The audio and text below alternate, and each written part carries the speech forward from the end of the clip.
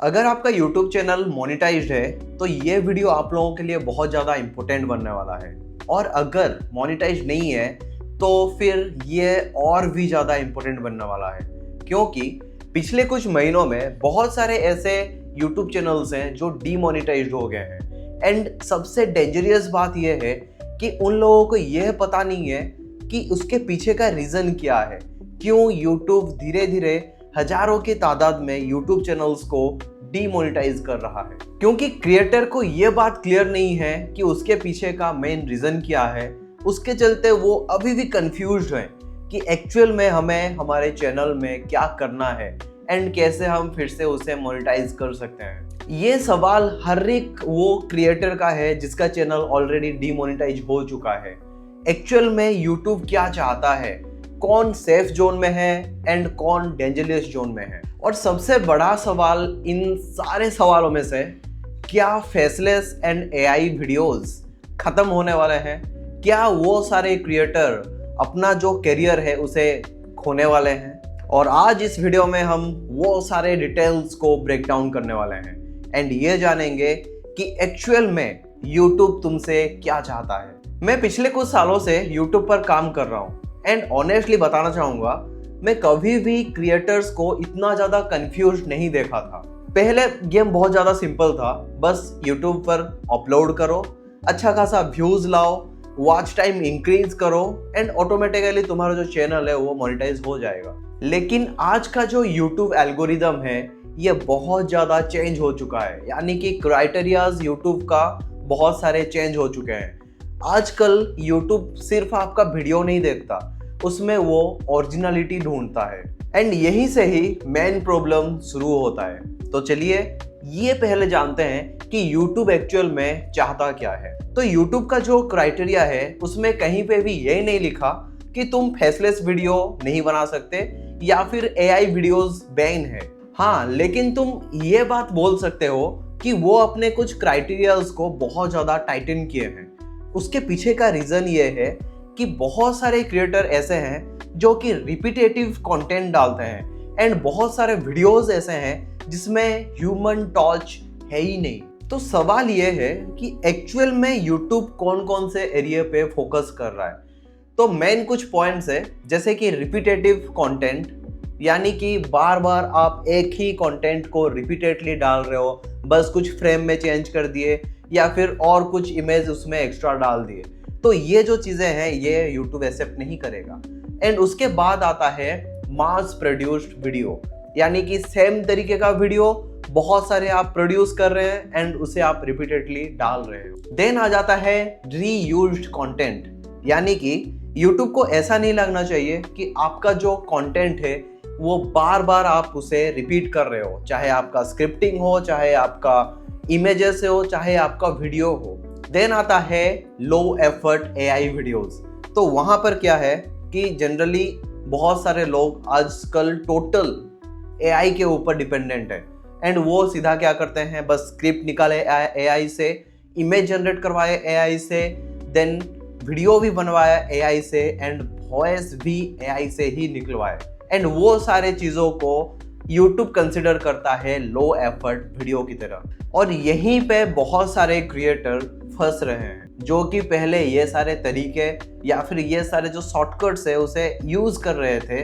आज के डेट में उन लोगों के लिए वो सारे चीजें ही मुसीबत बन चुका है। बहुत सारे क्रिएटर्स के दिमाग पर अब ये सवाल जरूर आता होगा कि रीयूज्ड कंटेंट क्या होता है। तो मैं आपको बताना चाहूँगा, जनरली आप YouTube पर वीडियोस अपलोड करते हो एंड बहुत सारे क्लिप्स और कहीं से लाते हैं एंड आपको ये लगता है कि ये कॉपीराइट फ्री क्लिप्स हैं एंड मैं इसे बेझिझक यूज कर सकता हूँ। लेकिन आज के डेट पर YouTube सिर्फ कॉपीराइट ही नहीं देखता, YouTube वहाँ पर क्रिएटिविटी देखता है, यानी कि क्रिएटिव ओनरशिप भी आइडेंटिफाई करता है कि आप अपना कितना ज़्यादा क्रिएटिविटी उस पर्टिकुलर क्लिप पर डाल रहे हो। ऐसा भी हो सकता है कि आप कोई सा क्लिप लेकर आए जो कॉपीराइट फ्री है, लेकिन वहाँ पर आपका कुछ भी क्रिएटिविटी नहीं रहा, तो इन दैट केस आपको प्रॉब्लम हो सकता है। तो यहाँ पर एक सिंपल सा सॉल्यूशन ये है कि आपका जो कोर एक्सपीरियंस है वो किसी और फुटेज या फिर किसी और आइडिया से नहीं आना चाहिए। जरूर वहां पर आपको अपना खुद का कुछ क्रिएटिविटी इन्वॉल्व करवाना होगा। कुछ रिक्सी कंटेंट का एग्जांपल्स है, यानी कि कुछ लिस्ट है हमारे पास, तो उसे डिस्कशन कर लेते हैं। तो पहला जो है वो है stock footage and AI voice. तो यहाँ पर क्या होता है कि बहुत सारे क्रिएटर क्या करते हैं, गूगल से बहुत सारे स्टॉक इमेजेस उठाते हैं, वहां पर एआई जनरेट रोबोटिक वॉइस डाल देते हैं जिसके अंदर उनका कुछ ओरिजिनलिटी नहीं रहता एंड उसे अपलोड कर देते हैं। तो ये सारे क्रिएटर्स बहुत सारे प्रॉब्लम आगे फेस कर सकते हैं। देन आता है मूवी क्लिप्स कॉम्पिलेशन, यानी कि बहुत सारे मूवीज के छोटे छोटे क्लिप्स उठा लेना एंड उसमें कुछ सैड म्यूजिक डाल के बस कुछ एआई जनरेटेड वॉइस ओवर उसमें डाल के बस रिलीज कर दो। तो ये भी YouTube एक्सेप्ट नहीं करने वाला। देन आता है कॉपीड पॉडकास्ट, यानी कि बहुत सारे फेमस पॉडकास्टर्स हैं, उनके कुछ सिलेक्टिव फुटेज आप उठाए एंड वहां पर आप कुछ सबटाइटल डाल के या फिर कुछ म्यूजिक डालकर उसे अपलोड कर दिए। जब तक आप वहां पर अपना कोई ओरिजिनलिटी नहीं डालते, यानी कि अपना वहां पर कुछ रिएक्शन हो गया, कुछ अच्छा खासा एंगेजमेंट वर्ड्स आप अगर वहां पर यूज नहीं कर रहे हैं, तो वो भी आपका एक्सेप्टेबल नहीं है। देन आता है स्लाइड शो वीडियोस, बहुत सारे इमेजेस उसे स्लाइड शो में यूज किए एंड एआई जनरेटेड ऑडियो वहां पर अटैच करके उसे अपलोड कर दिए, तो ये भी एक्सेप्टेबल नहीं है। देन आता है आपका story telling with AI voice, यानी कि जहां पर आपका खुद का ओरिजिनलिटी वॉइस नहीं है एंड आप बस स्टोरी टेलिंग करवा रहे हो एआई से, तो ये भी एक्सेप्टेबल नहीं है। देन आता है reaction without your own effort, यानी कि वहां पर अगर आपका कुछ ओरिजिनलिटी कमेंट्री नहीं है, अगर आप कमेंट्री नहीं कर रहे हो कोई सा भी रिएक्शन वीडियो पर, क्योंकि आजकल ये बहुत ज्यादा चल रहा है कि लोग क्या करते हैं, बस एक मूवी चला दिए अपने डेस्कटॉप पर एंड वहां पर रिएक्शन देना शुरू करते हैं। लेकिन ये आप कर सकते हो, लेकिन आपका जो इन्वॉल्वमेंट है वो होना चाहिए। आप अच्छा खासा कमेंट्री करना चाहिए वहां पर कि यस ये जो पर्टिकुलर वीडियो है ये बहुत ज़्यादा अच्छा है, ये जो लाइन्स है ये बहुत ज़्यादा फनी है, क्या ये लाइन को हम थोड़ा बहुत यहाँ पर डिकोड कर सकते हैं, या फिर ये जो इमेज है या फिर ये जो फुटेज है यहाँ पर ये सारी चीज़ें मिस्टेक्स है। तो ये कुछ पॉइंट्स है जो कि आप रिएक्शन वीडियोस पर यूज़ कर सकते हैं एंड वो एक्सेप्ट किया जा सकता है। लेकिन अगर वहाँ पर आपका किसी भी तरीके का इन्वॉल्वमेंट महसूस नहीं होगा यूट्यूब को, तो ये एक्सेप्ट नहीं करेगा। और इस तरीके के कंटेंट को ही यूट्यूब मास डिमोनेटाइज कर रहा है। तो अब सवाल ये है कि कौन कौन से एरिया अभी सेफ हैं। तो आपको मैं बताना चाहूँगा, पर्सनल नरेशन, यानी कि आप खुद नरेट कर रहे हो, अपना खुद का वॉइस डाल रहे हो। देन है ओपिनियन, यानी कि आप खुद से कुछ ओपिनियन डाल रहे हो उसमें। देन स्टोरी टेलिंग, जो कि एक ह्यूमन बहुत अच्छे से कर सकता है, आपका खुद का स्टोरी टेलिंग होना चाहिए। देन है फेस कैम एक्सप्लेनेशन, जैसे कि हम अभी वीडियो बना रहे हैं एक फेस कैम के साथ। देन है एजुकेशनल ट्रांसफॉर्मेशन, यानी कि आप अगर कुछ एजुकेशनल कंटेंट बना रहे हो तो ये सारी चीज़ें यहाँ पर एक्सेप्ट किया जाएगा। तो यहाँ पर सिंपल सा बात यह है कि YouTube हर वक्त ओरिजिनलिटी ही चाह रहा है। YouTube चाहता है कि उसके व्यूअर सारे वीडियोस को फील करे एंड YouTube को ये लगना चाहिए कि जो क्रिएटर है वो जेन्युइनली कुछ ऐड कर रहा है। एंड ये जो AI एंड जो रियलिस्टिक या फिर जो ओरिजिनल वीडियो है वो इसलिए हम मान सकते हैं क्योंकि आज के डेट में बहुत सारे ऐसे AI generated video already social media में घूम रहा है एंड बहुत सारे लोग उसमें कंफ्यूज हो रहे हैं कि एक्चुअल में ये सही है, क्या ये ओरिजिनल वीडियो है या फिर ये नहीं है। तो आजकल ये जो अवेयरनेस है ना, इसे भी थोड़ा इम्प्रूव करने की बहुत ज़्यादा ज़रूरत है, क्योंकि हो सकता है कि इसके चलते बहुत सारा स्कैम एंड फ्रॉड्स हो सकते हैं। और अभी नेक्स्ट पॉइंट है जिसे बहुत सारे क्रिएटर इग्नोर कर देते हैं। प्रॉब्लम AI नहीं है, प्रॉब्लम है लो एफर्ट।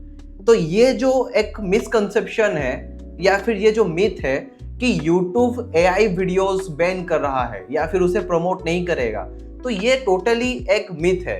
YouTube कभी भी नहीं कहता कि तुम वीडियो बनाने वक्त AI यूज मत करो, क्योंकि AI को जब तक आप एक टूल की तरह यूज करोगे तब तक YouTube उसे एक्सेप्ट करेगा। तो फिर दिक्कत क्या है भाई? दिक्कत ये है लो एफर्ट स्पैम्स, यानी कि जहां पर बहुत लो एफर्ट यूज करके बस आप टोटली डिपेंडेंट हो एआई पर, वीडियोस भी एआई से, इमेज भी एआई से, ऑडियो भी एआई से, एडिट भी एआई से ही करवा रहे हो, देन वहां पर आप ऑब्वियसली प्रॉब्लम फेस कर सकते हो। तो यहाँ पर कुछ लिस्ट है जिसे कि YouTube स्पैम की तरह कंसिडर कर सकता है। 100 वीडियोस पर डे, बहुत सारे वीडियोस आप एक साथ एक दिन में अपलोड कर रहे हो, same voice, same format, no personalities या फिर नो ओरिजिनलिटी। तो ये सारे टाइप का जो वीडियोस हैं उसे YouTube एक स्पैम की तरह ही कंसिडर करेगा। तो सवाल और एक यहाँ पर आ सकता है जरूर कि YouTube डीमोनेटाइजेशन क्यों कर रहा है। तो कुछ पॉइंट्स है हमारे पास। तो पहला जो पॉइंट है वो है मास प्रोडक्शन, यानी कि जो बात मैं आपको बताया कि आप एक दिन में 100 वीडियो, 50 वीडियोस एक साथ अपलोड कर रहे हो, जो कि YouTube उसे स्पैम की तरह ही कंसिडर करने वाला है। सेकेंड रीजन है नो ह्यूमन टच। अगर वहां पर आपका वॉइस नहीं है, आपका फेस नहीं दिख रहा, या फिर किसी भी तरीके का ह्यूमन फीलिंग नहीं आ रहा उसमें, तो वो भी स्पैम में ही कंसिडर किया जाएगा। थर्ड रीजन है रिपीटेटिव टेम्पलेट या फिर रिपीटेटिव कंटेंट। अगर आपका कंटेंट बहुत ज़्यादा रिपीटेटिव फील हो रहा है, यानी कि आपका स्क्रिप्टिंग एक जैसा ही है, उसके अंदर का टॉपिक्स भी एक जैसे ही है, एंड आपका एडिटिंग स्टाइल्स एंड आपका जो फॉर्मेट है पूरा, वो भी अगर रिपीटेटिव फील होगा, तो वो भी YouTube उसे एक्सेप्ट नहीं करने वाला। फोर्थ रीजन है फेक एंगेजमेंट। बहुत सारे लोग ऐसे होते हैं ना जो पैसे देकर व्यूज एंड सब्सक्राइबर खरीदते हैं, तो वो सारे चीज़ों पर भी अब बैन लगने वाला है, यानी कि उनका चैनल भी डिमोनेटाइज होने वाला है। यानी कि वहाँ पर आपको genuine viewers, genuine subscriber and सब कुछ जेन्युइन ही लेकर आना होगा। अब बहुत सारे क्रिएटर के दिमाग पर यह क्वेश्चन जरूर आता होगा, क्या फेसलेस वीडियोस खत्म हो जाएंगे? क्या फेसलेस चैनल्स का मौजूद ही मिट जाएगा? तो भाई मैं आपको बताना चाहूँगा, ऐसा कुछ भी नहीं है। आप अपना फेसलेस वीडियोस बना सकते हो, लेकिन आपका वहाँ पर खुद का वॉइस ओवर रहना जरूरी है। यानी कि अगर आप खुद का वॉइस ओवर डाल रहे हो, आप खुद स्टोरी टेलिंग कर रहे हो, एंड उसके बाद अगर आप बहुत ही अच्छे से खुद से जनरेट किया हुआ वीडियोस या फिर खुद से जनरेट किया हुआ इमेजेस आप वहाँ पर इन्वॉल्व करवा रहे हो, देन ऑब्वियसली आपका वीडियोस यूट्यूब एक्सेप्ट करेगा। और यहाँ पर डेफिनेटली जो भी लो एफर्ट वीडियोस बना रहे हैं वो स्ट्रगल करेंगे ही करेंगे। तो कौन कौन से एरिया पर आप काम कर सकते हो, कुछ लिस्ट है हमारे पास। डॉक्यूमेंट्री स्टाइल है, अगर आपका चैनल डॉक्यूमेंट्री स्टाइल है या फिर आपका वीडियोस है। देन स्टोरी टेलिंग स्ट्रॉन्ग है आपका, अगर आप बहुत ही एंगेजिंग स्टोरी टेलिंग कर रहे हो, या फिर एडिटिंग आपका यूनिक है, बहुत यूनिक एडिटिंग है आपका।